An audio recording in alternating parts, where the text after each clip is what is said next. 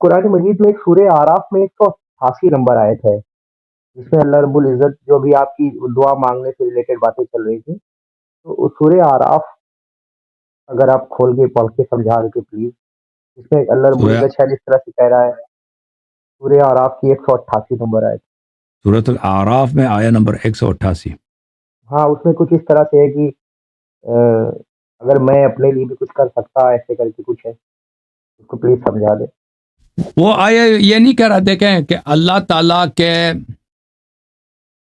مدد کے بغیر میں کسی کا نفع و ضرر نہیں کر سکتا. جو بھی میں نفع و ضرر کر سکتا ہوں وہ اللہ کے اذن سے ہے، اور اللہ کے فضل کے بغیر، اللہ کی تعلیم کے جو اللہ نے مجھے علم غیب دی ہے وہ اللہ کی جانب سے. اگر اللہ کی جانب سے علم غیب نہ ہو تو بھی میرے پاس کچھ بھی نہیں ہے. اور اگر میرے پاس اللہ والا علم غیب نہ ہوتا نا، جو میرا علم غیب ہے وہ اللہ کی جانب سے نہیں ہے، اسے شیاطین کی وجہ سے ہے یا کسی اور طریقے سے ہے، تو میں دنیا دار لوگوں کی طرح کام کرتا. میں کبھی فقیر اور کبھی کیا کہتے ہیں اس کو، غریب آدمی نہ ہوتا. میں آپ کو دکھا دیتا ہوں آیا قرآن مجید میں سورہ اعراف میں. اعوذ باللہ من الشیطان الرجیم، بسم اللہ الرحمن الرحیم. قل لا أملك لنفسي نفعا ولا ضرا إلا ما شاء الله ولو كنت أعلم الغيب لاستكثرت من الخير وما مسني السوء إن أنا إلا نذير وبشير لقوم يؤمنون. صدق اللہ العلی العظیم. فرمایا کہ کہہ دیجئے ان سے، لا املک لنفسی نفعا ولا ضرا، میں اپنے ذات کے لیے کسی نفع و ضرر کا مالک نہیں ہوں. نفع ضرر کا مالک نہیں ہوں یعنی اللہ کے اذن کے بغیر. اللہ کا اذن نہ ہو، اللہ کا حول نہ ہو، اللہ کی جانب سے مجھے اگر پاور نہ ملے تو میں کسی کو چونٹی کو بھی کچھ نہیں پہنچا سکتا. ٹھیک ہے نا. لیکن اللہ جب مجھے پاور دے دیتا ہے تو میں چاند کو بھی دو ٹکڑے کر سکتا ہوں. اللہ جب مجھے پاور دے دیتا ہے تو میں، نبی صلی اللہ علیہ وسلم کے بہت سارے معجزات تھے. پہاڑی کو انہوں نے چھانک کر کے وہاں سے اونٹیاں نکالی تھیں، اور امیر المؤمنین علیہ السلام نے یہ کیا تھا. اور بہت سارے جو انہوں نے جابر جب فتح خندق کھودا جا رہا تھا تو کسی کے پاس کھانا نہیں تھا، کھانا کسی کے پاس نہیں تھا، تو جابر ابن عبداللہ انصاری نے دیکھا کہ نبی کریم صلی اللہ علیہ وسلم نے اپنے پیر پہ وہ بڑا سا پتھر باندھ کے کلہاری مار رہے ہیں، بیل مار رہے ہیں اور کود رہے ہیں. تو جابر بیچارے کو بڑا ترس آیا. اس نے آ کے چپکے سے کہہ دیا پیغمبر صلی اللہ علیہ وسلم کہ آپ آ جائیے ہمارے پاس، اور 2-3 آدمی کو بھی لے کے آئیے. مسلمان تو بہت ہے نا. تو پیغمبر صلی اللہ علیہ وسلم نے بلند آواز میں کہا، دیکھو مسلمانوں، جابر نے آج آپ سب کو دعوت دی ہے. جابر بیچارہ تو وہ مر گیا کہ بھائی اتنے لوگ، میرے پاس تو تھوڑا سا کھانا تھا گھر میں. اب نبی صلی اللہ علیہ وسلم نے فرمایا کہ سب کو، جابر دوڑے گئے اپنے گھر میں، کہ میں گھر والی کو بتا دیا کہ بھائی پیغمبر صلی اللہ علیہ وسلم آ رہے ہیں، اور انہوں نے سب کو بلایا. سب جتنے مسلمان ہیں وہاں پہ سب بھوکے ہیں بھائی، کھانا کسی کے پاس نہیں ہے. بھوکا آدمی کھانا تو بہت کھاتا ہے، تو کھانا تو ادھر کچھ بھی نہیں ہے ہمارے پاس، ہم کیا کریں. ہم تھوڑا سا کھانا تھا. اس نے بیوی کو بتایا یہ تھوڑا سا تو گوشت ہے، ہم یہ ان کو، میں نے تو یہ سوچا تھا کہ نبی صلی اللہ علیہ وسلم 2-3 آدمی کے ساتھ آئیں گے، ان کو کھلائیں گے. تو اس کی بیوی نے اس کو کہا کہ اگر پیغمبر صلی اللہ علیہ وسلم نے یہ کہا ہے تو وہ خود بھی اس کا حل وہ نکالیں گے، تم غصہ نہ کرو. تو نبی صلی اللہ علیہ وسلم تشریف لائے. تو نبی صلی اللہ علیہ وسلم نے جابر کو بولا کہ گھر میں کیا. جابر نے کہا کہ وہ ایک بکری کی جو ایک ران ہے ہمارے پاس، مجھے یہی یاد پڑتا ہے بکری کا یا دمبے کا کوئی ران ہے، وہ دیگ میں پک رہا ہے. تو نبی صلی اللہ علیہ وسلم آئے. تو ابھی میں حافظے سے بہت پڑھ رہا ہوں، شاید اس میں کچھ آگے پیچھے ہو لیکن مفہوم یہی ہے. تو نبی صلی اللہ علیہ وسلم نے اس میں سے کچھ اپنے دہن مبارک میں رکھا، اس کو گوشت کو چبایا اور دوبارہ اس کو واپس ڈال دیا دیگ میں. اب جابر سے کہا کہ بسم اللہ کرو. مسلمان دستہ آتے تھے، گروہ آتے تھے، بیٹھتے تھے. جابر اسی دیگ سے سب کو کھانا رکھتا تھا سب کے سامنے، وہ کھاتے تھے. دوسرا گروہ آتے تھے، پھر اسی دیگ سے، یعنی وہ کھانا تو 3-4 آدمی کے لیے تھا، وہ تو سینکڑوں لوگ اس سے کھائے. ہاں. اور پھر وہ کھانا جابر کہتے ہیں اس کے بعد بھی وہ دیگچی بھرا ہی رہا، ہم ہمیشہ میں اس سے کھاتے تھے، ختم نہیں ہوتا تھا وہ. پھر یہ ہوا کہ ان لوگوں سے کچھ غلطی ہو گئی، پھر اس کی برکت چلی گئی. تو عرض یہ ہے کہ نبی صلی اللہ علیہ وسلم کو اللہ نے جو نہیں دیا، اگر اللہ نہ دیتا، اللہ کے اذن کے بغیر، اللہ کے حول کے بغیر، اللہ کی طاقت کے بغیر، لا املک لنفسی نفعا ولا ضرا، میں نہ نفع ہے، نہ اپنے آپ کو نفع پہنچا سکتا ہوں، نہ ضرر پہنچا سکتا ہوں. وَإِلَّا مَا شَاءَ اللَّهُ، مگر یہ کہ اللہ چاہے. اس کے فوراً بعد یہ بھی ہے نا، مگر یہ کہ جو اللہ چاہے. اگر اللہ چاہے، اگر اللہ چاہے تو میں بہت کچھ کر سکتا ہوں. ٹھیک ہے نا. وَلَوْ كُنْتُ أَعْلَمُ الْغَيْبَ لَاسْتَكْثَرْتُ مِنَ الْخَيْرِ وَمَا مَسَّنِيَ السُّوءُ، اگر میں غیب کو جانتا تو کیا ہوتا، تو میں بہت مال و دولت جمع کرتا اور میں کبھی فقیر نہ ہوتا. اس سے کیا مراد ہے؟ یعنی اب میرے پاس جو علم غیب ہے، یہ علم غیب اگر دنیائی طریقے سے ہوتا نا، جو شیاطین، جو جادوگر وغیرہ کرتا نا، جنات سے، شیاطین سے، جو کالے جادو وغیرہ سے ان کے پاس کچھ ہوتا ہے، وہ کچھ کر سکتے ہیں، لیکن وہ ان کا طریقہ کار یہ نہیں ہوتا کہ لوگوں کی ہدایت کریں. وہ اسی لیے ہوتا ہے کہ پیسے زیادہ جمع کریں. ہاں، وَلَوْ كُنْتُ أَعْلَمُ الْغَيْبَ، اگر میں میرا علم غیب کا جو میرے پاس اللہ نے جو مجھے علم غیب دیا ہے اس کے علاوہ وہ نہیں ہوتا میرے پاس، جو دنیا والے غیب کی خبریں دیتے ہیں، جادوگر وغیرہ، یہ ہوتا تو میں کیا کرتا، لَاسْتَكْثَرْتُ مِنَ الْخَيْرِ، میں بہت مال جمع کرتا، دولت جمع کرتا. میرا توجہ یہ ہوتا کہ میں زیادہ سے زیادہ دولت جمع کروں. وَمَا مَسَّنِيَ السُّوءُ، اور میں کبھی فقیر نہ ہوتا. لیکن آپ لوگوں کو پتہ ہے کہ میرے ذہن میں بھی نہیں ہے کہ میں دولت، پیغمبر صلی اللہ علیہ وسلم کبھی کوئی کہتا ہی نہیں کہ وہ دولت کے چکر میں تھے، پیسوں کے چکر میں تھے، وہ اس کی فکر میں تھے. وہ ہاں، ان انا الا نذیر وبشیر لقوم یؤمنون، میری شان کیا ہے؟ میری شان صرف یہ ہے کہ میں اللہ کی جانب سے ڈرانے کے لیے آیا ہوں، کہ میں خبر دیتا ہوں کہ جنت ہے، جہنم ہے، قبر ہے، اس میں کیا کیا عذاب ہے، اس میں کیا کیا نعمتیں ہیں، اور میں بشارت دیتا ہوں. تو یہ بشارت اور انذار کرنا یہ خود علم غیب ہے، یہ غیب کی خبر ہے. بالکل میرے پاس علم غیب ہے، میرے پاس اللہ کی جانب سے. میں آپ کو خبر دیتا ہوں کہ پرانے اقوام کے ساتھ کیا ہوا، میں آپ کو ڈراتا ہوں. میں نے وہ قوموں کو نہیں دیکھا بھائی، قوم لوط کے ساتھ ہوا، قوم ہود کے ساتھ کیا ہوا، قوم ثمود کے ساتھ کیا ہوا، قوم شعیب کے ساتھ ہوا، عیسیٰ علیہ السلام، موسیٰ علیہ السلام، وہ آدم علیہ السلام کی خلقت کیسے ہوئی، ملائکہ نے سجدہ کیا نہیں کیا، یہ سب علم غیب ہے. مریم علیہ السلام کے ساتھ کیا ہوا، یہ سب علم غیب ہے. ٹھیک ہے نا. لیکن یہ علم غیب، یہ سب انذار اور ابشار ہے. نبی کریم صلی اللہ علیہ وسلم بشارت دیتے ہیں، انذار. یہ سب کا اس کا سورس کہاں ہے؟ اس کا سورس نہ کوئی جن ہے، نہ کوئی شیطان ہے، نہ جادو ہے، نہ یہ شیطانی طریقے، کوئی دنیائی طریقہ کار. اس علم کا سورس کون ہے؟ اللہ تعالی، خالق کون، خالق ہستین ہے. اپنے اس عبد کو استفاء کیا ہے، برتری عطا کی، اس کو اپنی طرف سے ہادی بنایا، اور اس کو یہ ہدایت دیا کہ اب اس کے پاس ان سب چیزوں کا علم جو کسی کے پاس نہیں ہے، ان کا علم بھی ہے، اور وہ بہت کچھ بھی کر سکتے ہیں اللہ کے اذن سے. کسی مریض کو شفا دینا چاہیں شفا دے دیتے ہیں. ٹھیک ہے نا. بلکہ ان کے خاک پاس سے شفا ہوتی ہے.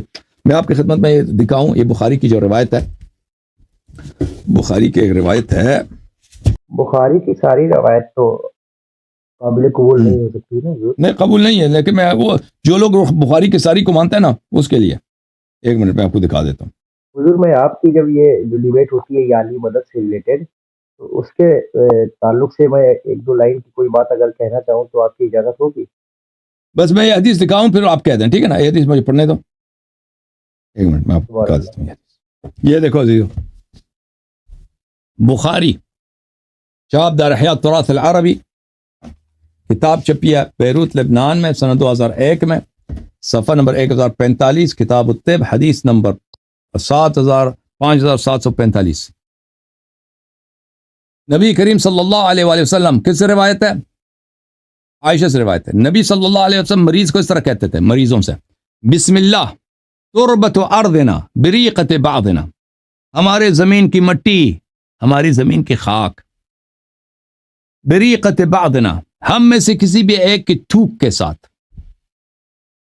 خاک میں تھوک ملا کے، یشفی سقیمنا، ہمارے بیمار کو شفا دے دیتی ہے، بِإِذْنِ رَبِّنَا، ہمارے رب کے اذن سے. ٹھیک ہے نا. نبی کریم صلی اللہ علیہ وآلہ وسلم، یہ بخاری واضح طور کہ ہمارا خاک، ہمارا تھوک یہ مریضوں کے لیے شفا ہے.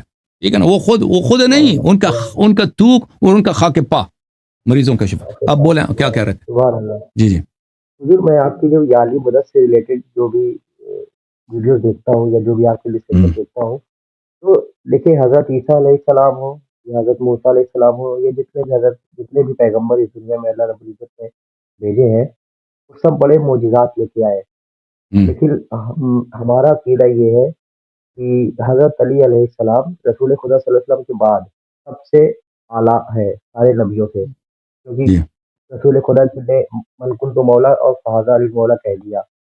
ہم، لیکن جب چھوٹے پیغمبروں کے چھوٹے معجزات تھے یا کم معجزات تھے، ان کو دیکھ کر امتیں جو ہیں مشرک ہو گئیں، جن کے ہم، پاس کم پاور تھے، مولا علی سے کم پاور تھے، وہ امتیں مشرک ہو گئیں۔ تو جب مولا علی کے پاس اللہ رب العزت نے زیادہ پاور دی ہے کہ وہ مردے کو بھی زندہ کرتے تھے، جو رسول خدا کو معجزات دیے وہ حضرت علی علیہ السلام کو بھی پروردگار نے وہ ہم، عطا کیا۔ تو جب دوسری نبیوں کی امتیں مشرک ہو گئیں، تو حضرت علی علیہ السلام کے پاس تو پاور بھی زیادہ اللہ نے دیا ہے، تو کیا زیادہ چانس نہیں ہے ان کے جو چاہنے والے ہونے کا دعویٰ بہت کرتے ہیں، سارے لوگ ان بنے کے نا گمراہ ہونے کے؟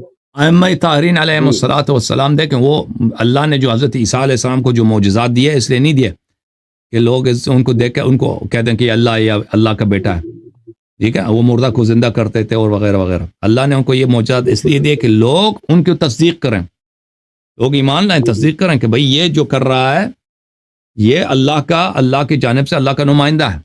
تو اہل بیت علیہ السلام کو اللہ نے بھی آیات یہ معجزات دی ہیں۔ تو جی جی اور حضرت عیسیٰ علیہ السلام نے بھی لوگوں سے کہہ دیا کہ بھئی میں اللہ نہیں ہوں، میں اللہ کا بیٹا نہیں ہوں اور تم میری عبادت نہ کرو، اللہ وحدہ لا شریک خالق زمین و آسمان ہے، میں اس کا بندہ ہوں، میں اس کا عبد ہوں، میں اس کا نبی ہوں۔ ائمہ طاہرین علیہ السلام بھی یہی کہتے رہے، لیکن اس کے باوجود جس طرح لوگوں نے عیسیٰ علیہ السلام کو رب بنایا، اللہ بنایا، اس طرح رب بنا دیا۔ مسلمانوں کے اقتداد غالی ہو گئے، اور وہ غالی جو ہے تو حضور حضور اب بھی ہیں، پہلے زمانے میں بھی تھے کہ وہ اہل بیت علیہ السلام کو خدا کہتے تھے۔ بہت سارے غالی ہیں، وہ خطیب وغیرہ ہیں، لیکن وہ اپنے عقیدے چھپاتے ہیں۔ یہ میں آپ کو بتاتا ہوں کہ یہ جو ایک تو غالی ہے نا کہ ان کو کچھ پتہ بھی نہیں ہے، ایک تو غالی ہے کہ وہ خالق مالک کہتے ہیں لیکن کہتے ہیں ہم اللہ نہیں کہتے، لیکن بہت سارے غالی ایسے علماء ہیں کہ وہ اہل بیت علیہ السلام کو اللہ کہتے ہیں، لیکن وہ لوگوں کے سامنے نہیں کہیں، وہ پرائیویٹ میں کہتے ہیں، ہاں پرائیویٹ میں کہتے ہیں۔ وہ ایسے ملعون لوگ ہیں دنیا میں، ایران میں وغیرہ میں ایسے لوگ ہیں۔ ہمارے وہاں الہ آباد میں، انڈیا میں، یو پی میں جب مجلسیں پڑھی جاتی ہیں تو جو ذاکر ہیں وہ بتاتے ہیں حضرت عیسیٰ علیہ السلام نے مردے کو ٹھوکر ماری اور کہا کن بِإِذْنِ اللہ، اللہ کی ہم، مرضی سے اٹھ جا۔ اور ہم، جب حضرت علی علیہ السلام کے بارے میں کہتے ہیں تو کہتے ہیں انہوں نے کہا کن بِإِذْنِ، ٹھوکر ہم۔ مارا، کہا میرے ٹھوکر سے اٹھ نہیں جا، نہیں، یہ کوئی روایت میری نہیں مرضی ہے، سے یہ اٹھ پتہ جائے۔ نہیں، یہ ایسے ہی وہ خطبہ ایسے جھوٹ موٹ بنا لیتے ہیں۔ قوم بیزنی کہاں، قوم بیزنی کچھ بھی نہیں ہے۔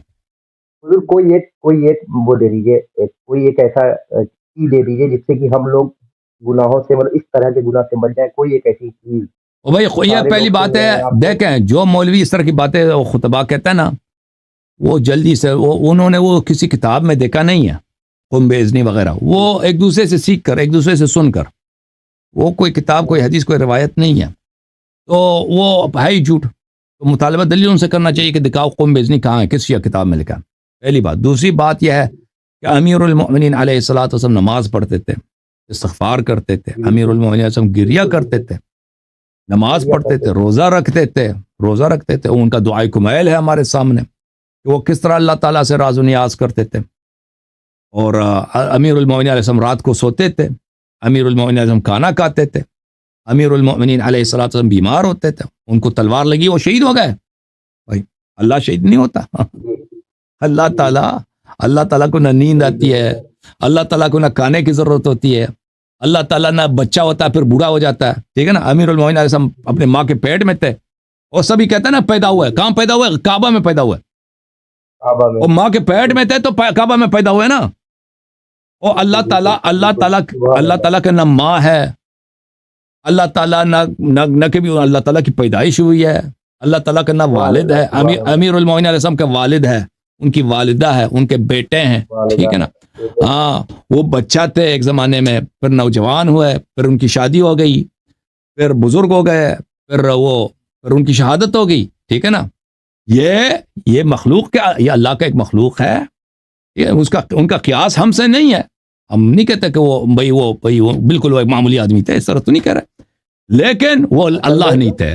ہاں اللہ نہیں تھے. حسن بھائی ماشاء اللہ سے 1400 سال میں جو اہل بیت کا دفاع کرنے کا حق تھا, اللہ کی قسم آپ وہ ادا کر رہے ہیں. ہم لوگ اللہ آپ کو کے عزت. فضائل پہ بھی, آپ کی باتوں پہ ہم لوگ رونے لگتے ہیں کہ اللہ رب العزت نے ایک ایسا بندہ اس دنیا میں بھیج دیا جو اس بے کسو مجبور لوگوں کا جن پہ اتنا ظلم ہوا, ان کی آپ سمجھ لیجئے کہ آپ ان کا حق ادا کر رہے ہیں.